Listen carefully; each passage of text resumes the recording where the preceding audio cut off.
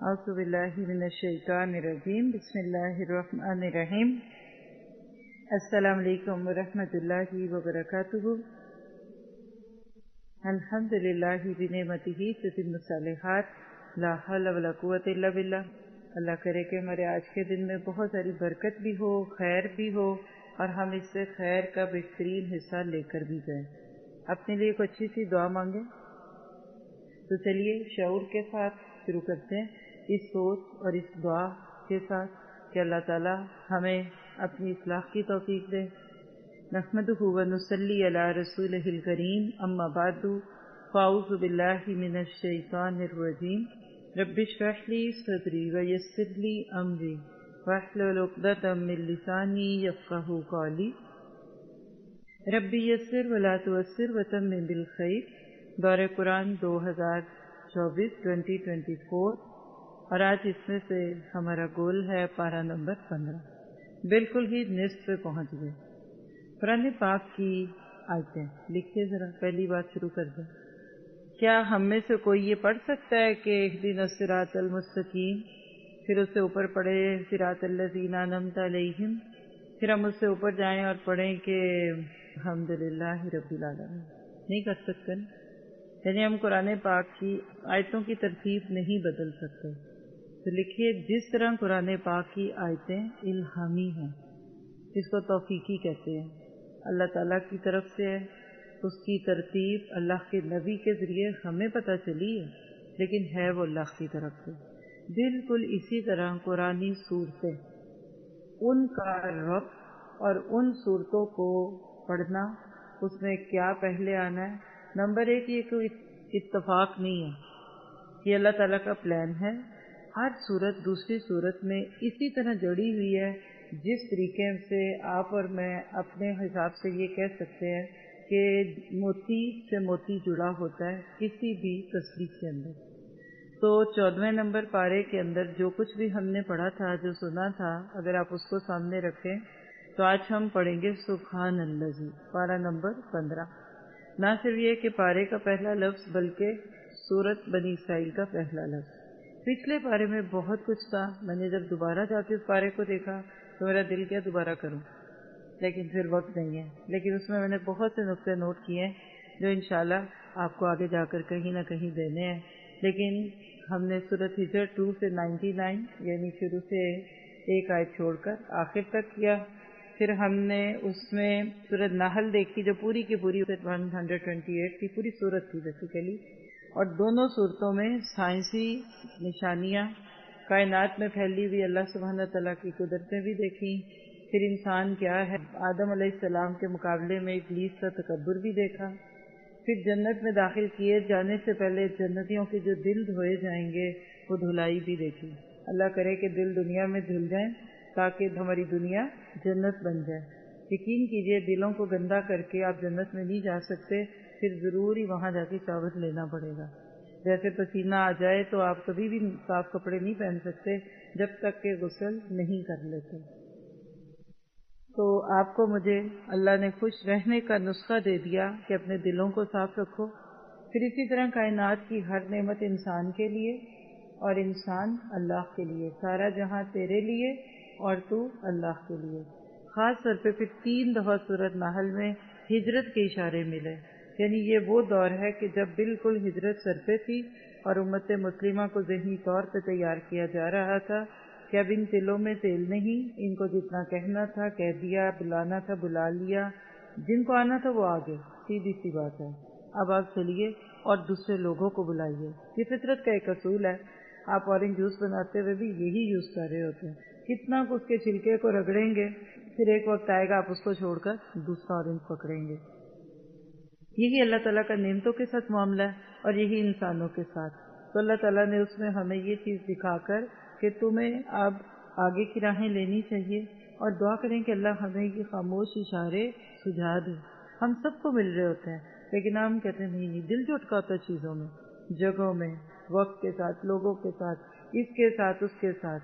تو لہٰذا ہجرت کی باتیں اس بارے میں آپ کو مجھے بتائی گئیں، اور پھر اس کے بعد جو آخر تھا پارے کا وہ تو انتہائی حسین تھا۔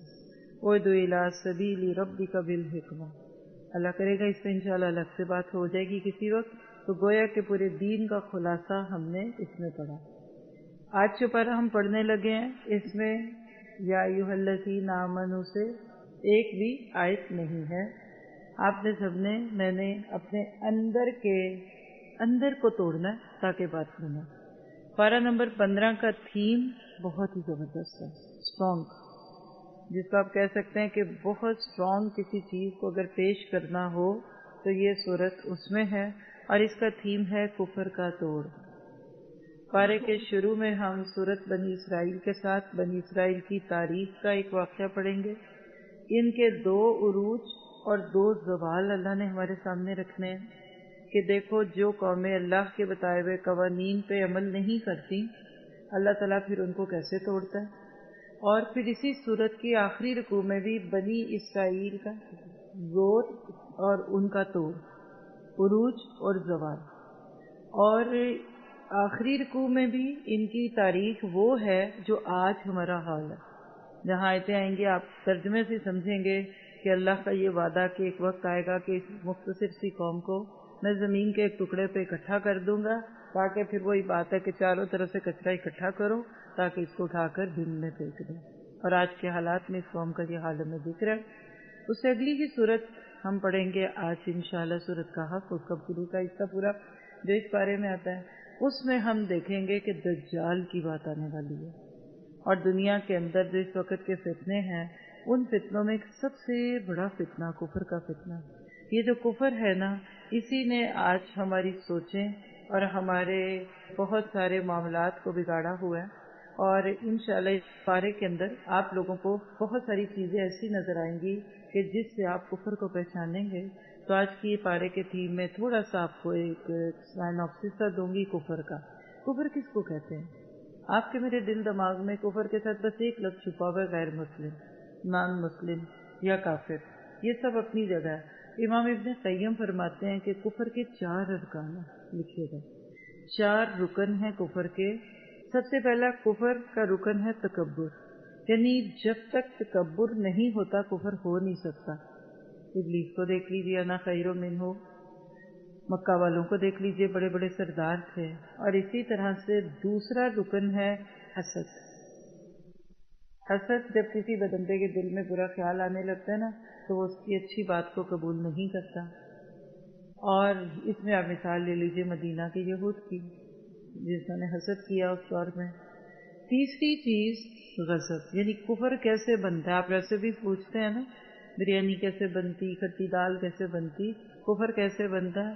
اور یاد کریے گا کہ اس کفر کے 4 چیزیں مل جائیں تو یہ بدترین قسم بنے گی.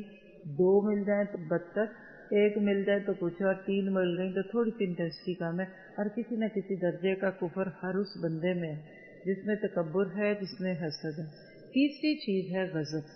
غصہ بھی وہ جس میں ایک انسان غضبناک ہو جائے، آگ بگولا ہو جائے. اس میں بھی ابلیس کی مثال ہے. اس میں مکہ کے وہ سردار ہیں جیسے ابو لہب وغیرہ کہ جنہوں نے غضب کا اظہار کیا تھا اللہ کے نبی کی دعوت کے جواب میں. اور شہوت کے اندر آپ کو قرآن میں بہت ساری مثالیں ملی ہیں. سورۃ الاعراف میں ہم نے پڑھا کہ ایک شخص کو اللہ نے علم دیا، اس کو اسی علم سے بہت ساری عزت مل جانی تھی، لیکن پیسے کا پیر بنا اور اس چیز سے ہٹ گیا. اب ان کا علاج کیا ہے لکھ لیں گے جلدی سے، آپ کو فائدہ ہوگا.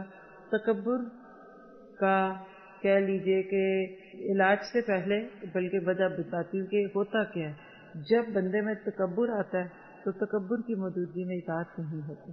تکبر کی وجہ سے انسان اللہ کی بات نہیں مانتا. حسد کی وجہ سے نصیحت قبول نہیں کرتا، اور غضب کی وجہ سے انسان عدل نہیں کر سکتا. تو غصے میں تو ہمیں فرق ہی مٹ جاتا ہے نا ماں بہن کا، اور ناانصافیاں بھی کی جاتی ہیں. جی مجھے غصہ آ گیا تھا، اب یہ ہوا تھا، وہ ہوا تھا.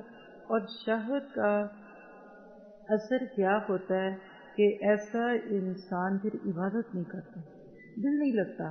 وہی بات ہے کہ جانتا ہوں ثواب زہد مگر طبیعت ادھر نہیں آتی. اب آپ ان 4 کو جمع کر لیں.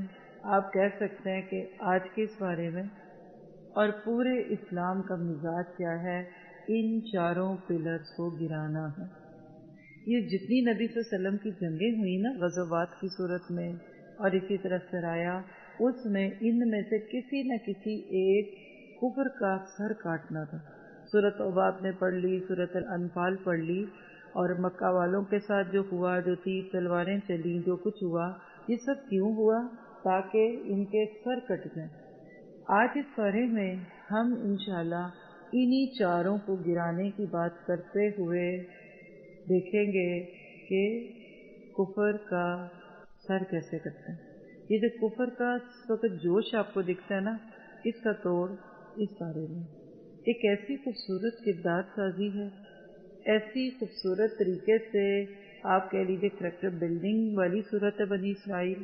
اور میں نے پیچھے کہیں کہا ہوا ہے، آج بھی لکھ لیں بے شک، مدینہ کی ریاست کن اصولوں پہ قائم تھی، یہ اس میں ہے۔ جب اللہ کے نبی جا رہے تھے تو آپ کو پہلے سے بتا دیا کہ اب آپ جہاں جا رہے ہیں وہاں آپ کے ساتھ یہ ہونا ہے۔ اور آج آپ کے میرے لیے تو مدینہ کی ریاست ایک ماضی کی بات ہو گئی، تو اللہ تعالیٰ آپ کو مجھے اس بارے میں ایک پیغام دے رہے ہیں کہ نصر من اللہ و فتح قریب چاہتے ہو تو پھر تمہیں تکبر کو توڑنا پڑے گا، کیونکہ تکبر ٹوٹے گا تو اطاعت آسان ہوگی۔ حسد کو چھوڑنا پڑے گا، کیونکہ حسد نکلے گا تو نصیحت قبول کرنا آسان ہوگا، اور غضب کو قابو کرنا، اور غضب کو قابو کریں گے تو عدل کرنا آسان ہوگا۔ اور شہوت تو آج کا پورا روگ ہے کہ جس پہ پوری دنیا گھوم رہی ہے۔ شہوت پہ قابو پائیں گے تو عبادت آسان ہوگی۔ تو اللہ کی مدد کو پانے کے یہ 4 کام ہم نے انشاءاللہ کرنے ہیں۔ مجھے ہے حکم اذاں لا الہ الا اللہ۔ اس سینٹرل تھیم کے اندر ہم دیکھیں گے کہ کس طریقے سے اللہ تعالیٰ کی ذات ہر دور میں لوگوں کو جب وہ بگڑنے لگتے ہیں تو کسی ایسے شخص کو ان کے اوپر مسلط کر دیتے ہیں کہ جو اپنے اپنے وقت میں آ کر لوگوں کو اس برے کام سے روک کر اس برے ماحول سے نکالنے کی کوشش کرتے ہیں۔ کل تک ایسے لوگوں کو انبیاء کرام اور رسول کہتے تھے۔ آج یہی کام اللہ نے اول دور میں تو داعی دین سے کروانا ہے، اور پھر آگے بڑھتے بڑھتے یہی وہ لوگ ہوں گے کہ جو پھر ظلم کے خلاف کھڑے ہوں گے، جس کو آج غزہ کے نہتے بے گناہ مسلمانوں کی صورت میں آپ دیکھیں کہ یہ بھی ان کا حکم اذاں ہے۔ 1 سیکنڈ لگتا ہے وہ اپنا دین بدل لیں، پھر مراد جو ان کو ملنی ہے وہ ان کے اپنے بون ان لوگوں کو بھی نہ ملے جو سے ریلیٹڈ ہیں، لیکن وہ اپنے جسم پہ گواہیاں دلوا رہے ہیں۔ تو کبھی کبھی بول بول کے اذانیں دی جاتی ہیں، کبھی کبھی عمل کے ساتھ کروایا جاتا ہے۔ پھر جب آپ اس بارے پہ نظر ڈالتے ہیں ایمان کی طاقت کے لیے تو اللہ اکبر، ایمان کی طاقت کے بغیر آپ اور میں آنے والے دور کے فتنوں سے نہیں بچ سکیں گے۔ سورت کے شروع میں ہی واقعہ معراج ہے، بنی اسرائیل کے تذکرے کے ساتھ ہی جڑا ہوا، جس میں آپ کو مجھے جو بات سمجھ آتی ہے کہ اللہ کے نبی صلی اللہ علیہ وسلم کو اللہ تعالیٰ نے کس طریقے سے وہ چیزیں دکھا دیں جو صرف ان کا ایمان سہ سکتا تھا، ہم لوگ نہیں دیکھ سکتے تھے۔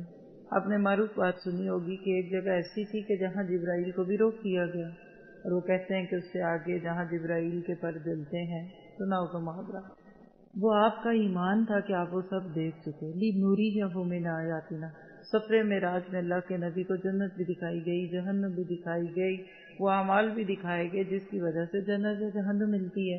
تو واقع معراج کا ایمان سے یہ تعلق ہے۔ آپ کا میرا ایمان سے پھر کیسے تعلق ہوا؟ نماز مومن کی معراج ہے۔ آپ کی میری نماز ایسی ہو کہ کان نہ خطرا ہو، گویا کہ آپ اللہ تعالیٰ کو دیکھ رہے ہیں، تو انشاءاللہ اس کے نتیجے میں آپ اس دنیا میں رہ کر وہ معراج اور وہ عروج اور وہ بلندی پائیں گے جو قوموں کو اس وقت ملتی ہے جب ان کا تعلق اللہ سے ہوتا ہے، کہ جتنا زیادہ آپ اپنے اللہ کے ساتھ تعلق کو جوڑتے رہیں گے اتنا زیادہ اللہ تعالیٰ آپ کو ایمان دے گا۔ پھر اس کے بعد ایمان کی طاقت کی ضرورت ہے، تو سورۃ الکہف کے اندر آنے والے 4 فتنوں کے مقابلے کے لیے، فتنہ ایمان، فتنہ مال و دولت، فتنہ علم، اور اسی طرح 16 پارے میں ہم پڑھیں گے فتنہ اقتدار، حکمرانی۔ سورۃ کہف اسی پارے میں چونکہ آنی ہے، ابھی سے دیکھ لیجئے کیونکہ اس کا پارے کے ساتھ تعلق ہے۔ ہم سورۃ کہف میں 4 واقعات پڑھنے والے ہیں۔ ایک اصحاب کہف کا واقعہ، فتنہ ایمان ہے وہ، ٹرائلز آف فیتھ، اس کی نجات کا راستہ آپ کو مجھے آج ہی دے دیا ابھی سورۃ پارے کے شروع میں کہ اپنی اولادوں کو اچھی صحبت دیجیے، کیونکہ یوتھ کی بات ہے، وہ جہاں آئے گی وہاں کریں گے۔ دوسرا واقعہ اس میں باغ والا آنے والا ہے، وہ 28 آیت تک ہے، یہ 46 تک ہے۔ یہ فتنہ مال اور اولاد ہے، جس کو آج آپ مٹیریلسٹک کہہ سکتے ہیں اپروچ۔ اس سے نجات پانے کا راستہ زندگی کی حقیقت کو جاننا، knowing the reality of life. ہمیں خود کو بھی اور اپنی نسلوں کو بھی یہ سکھانا ہے۔ تیسرا قصہ موسیٰ اور خضر کا آیت 69 کے راؤنڈ ہے، وہ فتنہ علم ہے، یعنی علم کے بعد بھی لوگ فتنوں کا شکار ہوتے ہیں، جی بہت ہوتے ہیں۔ اس کا علاج، اس سے نجات پانے کا طریقہ عاجزی لانا ہے، اور اس کے لیے ہمیں خود نمائی، خود پسندی اور اسٹیٹس کانشیس ہونے سے نیچے آنا ہے۔ اور پھر ذوالقرنین کا قصہ جو 16 پارے کا حصہ ہے، اس میں فتنہ طاقت، پاور یعنی ٹرائل آف پاور ہے۔ اس سے نجات یہ ہے کہ نیک نیت لوگ سامنے آ جائیں۔ تو یہ کچھ چیزیں تھی پارے کے شروع میں، اب ہم بہت کچھ پڑھیں گے۔ اینڈ رچ سوراز ہیں، سورت بنی اسرائیل جس کا دوسرا نام سورت الاسراء بھی ہے، نبی صلی اللہ علیہ وسلم کے واقعہ معراج سے متعلق یہ نام ہے، اور یہ قرآن پاک کی 70ویں نمبر کی سورت ہے، 111 111 نمبر ٹوٹل اس کی آیتیں ہیں۔ اور یہاں یہ بھی یاد رکھیے کہ نبی صلی اللہ علیہ وسلم کا سفر معراج 2 حصوں میں پورا ہوا تھا۔ ایک زمینی تھا، بائی روڈ ٹرپ تھا، مکہ سے لے کر بیت المقدس تک، اور دوسرا تھا بیت المقدس سے سدرۃ المنتہا، یا اوپر جہاں بھی اللہ آپ کو لے کر گیا۔ یہ سارا سفر فضائی سفر تھا۔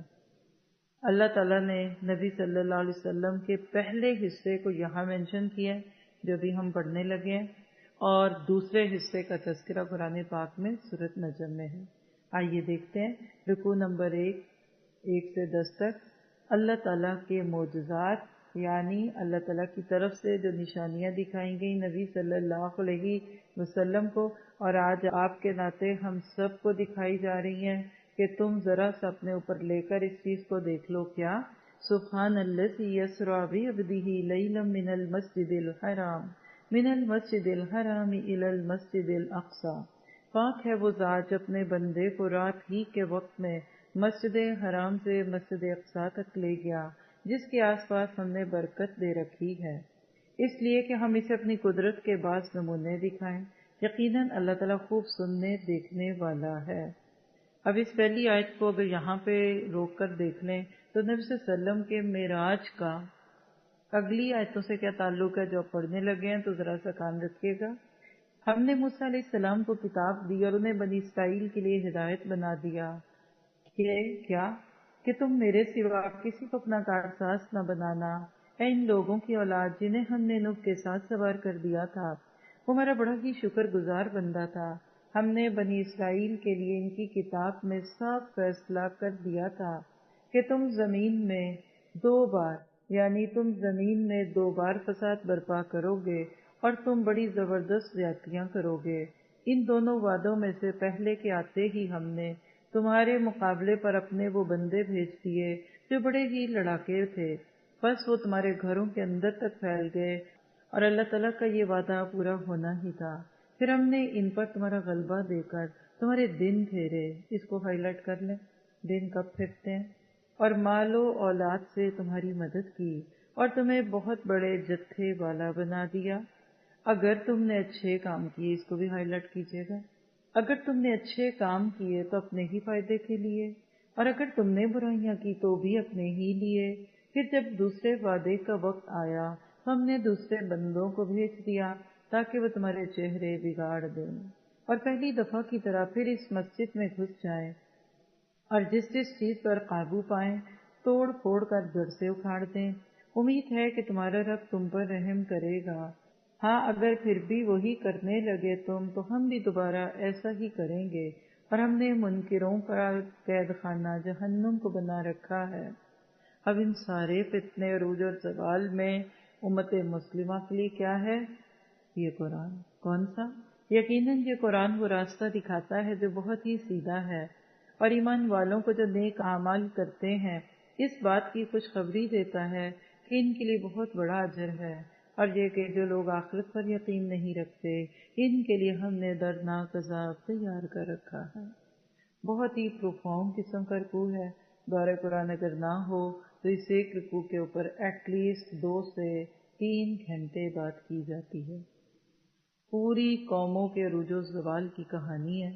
اگر ہم اپنے موضوع کے ساتھ چلتے جائیں تو 2 آیات ایمان سے متعلق ہے۔ بنی اسرائیل کی آیت نمبر 9، قرآن پاک کی خوبی دیکھیے گا، ان ھذا القرآن یہدی للتی اقوم، یہدی للہ اقوم، اقوم کہتے ہیں بالکل سیدھا چل پانے والا۔ قرآن پاک زندگی گزارنے کا روڈ میپ ہے، نقشہ ہے، نیویگیٹر ہے، جی پی ایس ہے، ٹام ٹام ہے۔ جس ملک میں جو استعمال کرتے ہیں وہ جملہ پک کر لیں۔ جب تک اس قرآن سے آپ کا تعلق رہتا ہے آپ سیدھے رہتے ہیں۔ یہ جو آپ کو مجھے نشاط محسوس ہوتا ہے نا، یہ بتا رہی ہوں آپ کو کہ کل پہلا روزہ تھا تو بڑا خوف تھا دل میں کہ پتہ نہیں طبیعت کیسی ہوگی، بولنا ہی مشکل نہ ہو، یہ وہ۔ یقین کریں کہ جتنی کل کے پارے کے پڑھانے کے دوران میں نے اپنے اندر انرجی محسوس کی، میں نے کہا روزہ تو کچھ کہتا ہی نہیں۔ جدھر قرآن پورا ہوا، ظہر کی نماز پڑھی، جب سوچا کہ اب ریسٹ کرنا چاہیے تو اس وقت ایسے لگے کہ ہم سے زیادہ بیماری کوئی نہیں۔ آپ میں سے جو کلاس سے تھوڑے دن دور رہتا ہے اس کو نہیں محسوس ہوتا؟ عمرے پہ جا کر آپ وہ ایمان نہیں لے کر آتے جو 1 گھنٹہ یا 1 دن کی کلاس لینے سے ملتا ہے۔ یہ قرآن کا روڈ میپ ہے، یہ آپ کو مجھے سیدھا رکھتا ہے اور ہماری باڈی ٹھیک رہتی ہے، ہمارے اندر باہر شفا ہے، وہ شفاء لما فی الصدور۔ پھر اسی طرح سورہ بنی اسرائیل کی آیت 10 میں پیغام کیا ہے؟ ہدایت سے موڑنے والا کسی کا نہیں، اپنا نقصان کرتا ہے۔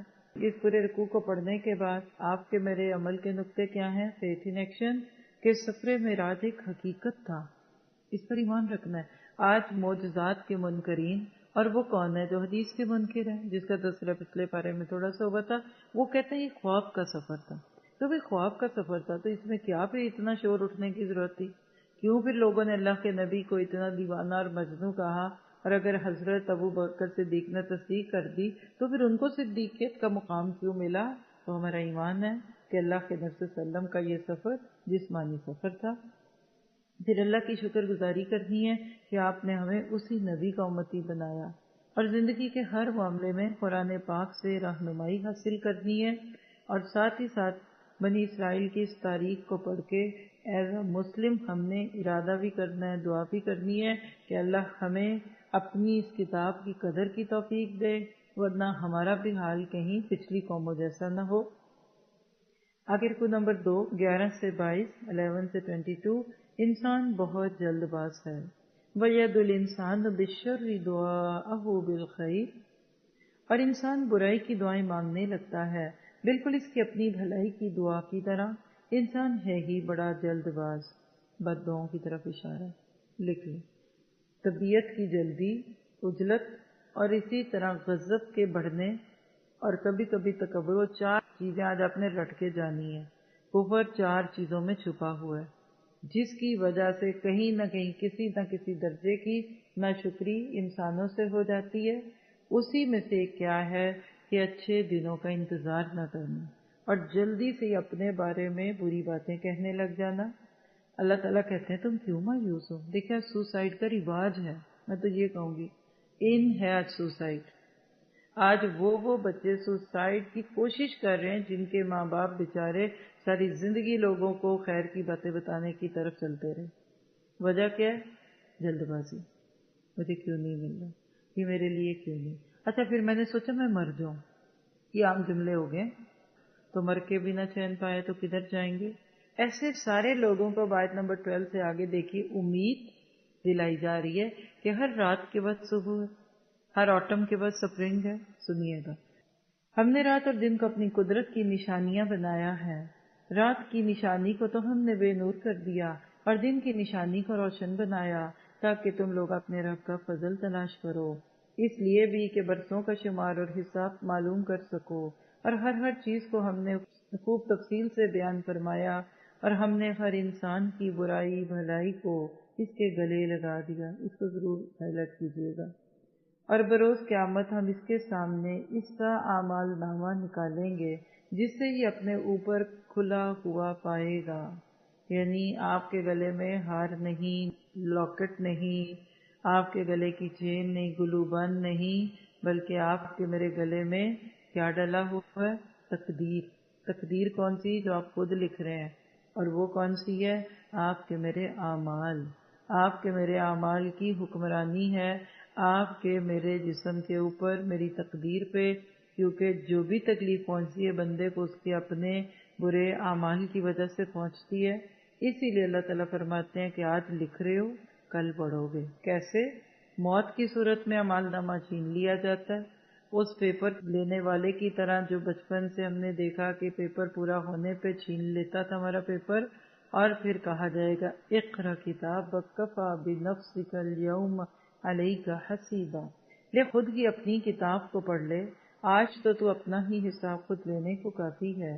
جو راہ راست حاصل کرے گا وہ خود اپنے ہی بھلے کے لیے راہ یافتہ ہوتا ہے، اور جو بھٹک جائے اس کا بوجھ اسی کے اوپر ہے.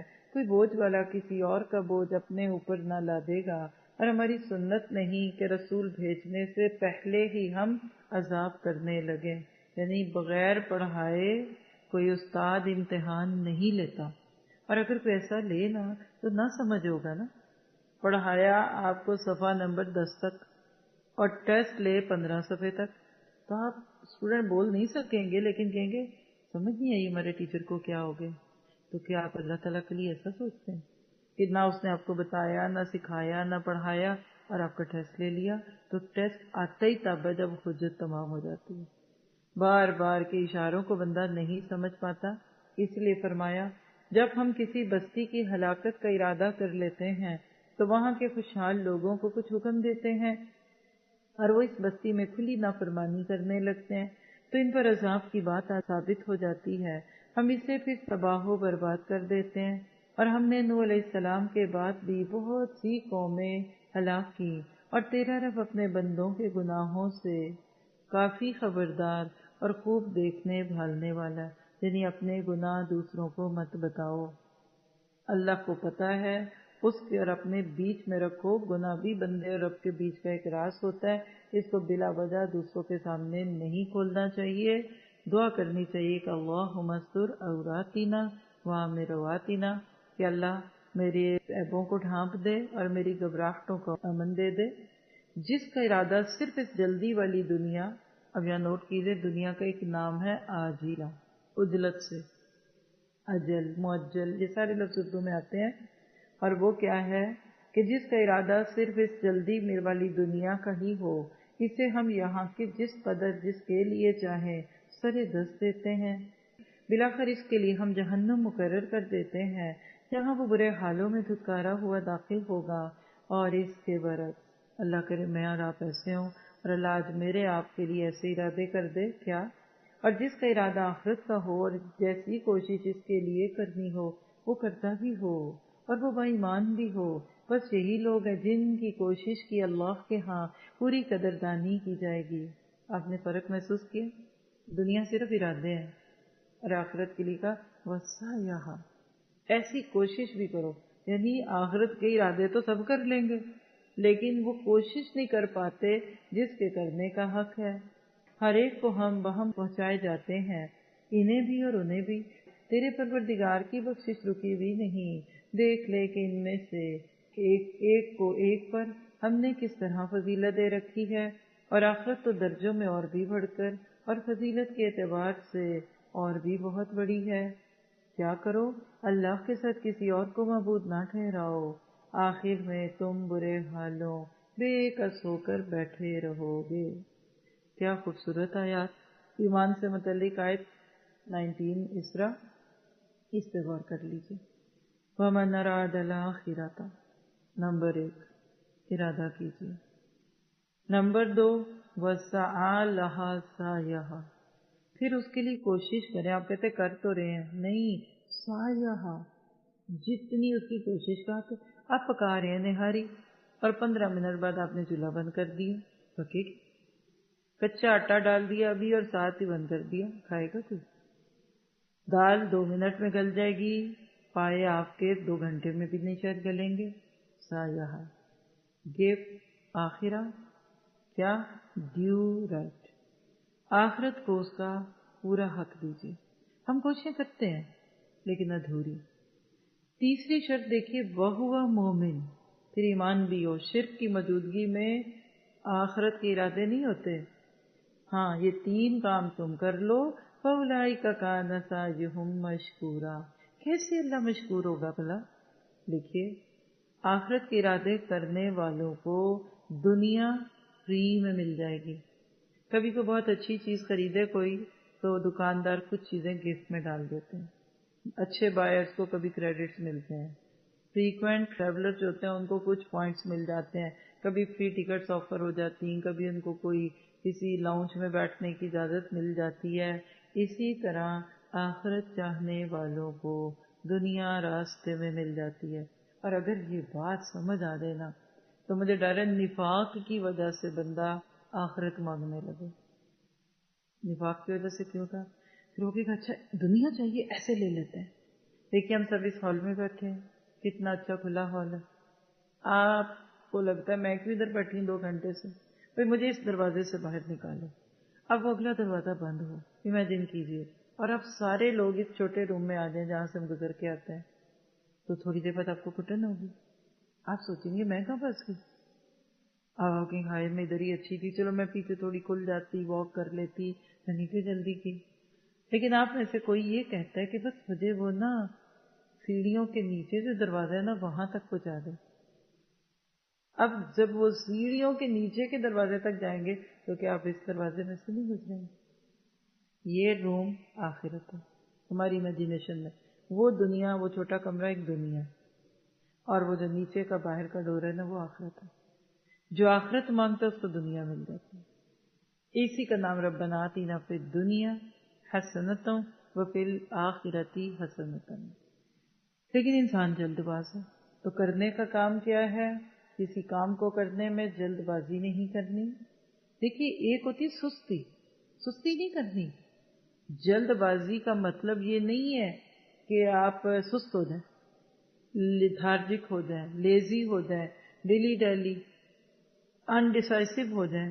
نہیں، فساروا الی مغفرۃ وفروا الی اللہ فاستبقوا الخیرات. وہ ساری چیزیں اپنی جگہ ہیں، لیکن جلد بازی کا مطلب یہ ہے کہ انسان جلدی جلدی سب لینے کی نیت کرے اور ذرا کچھ نہ ملے گا نہیں میں نہیں کرتا.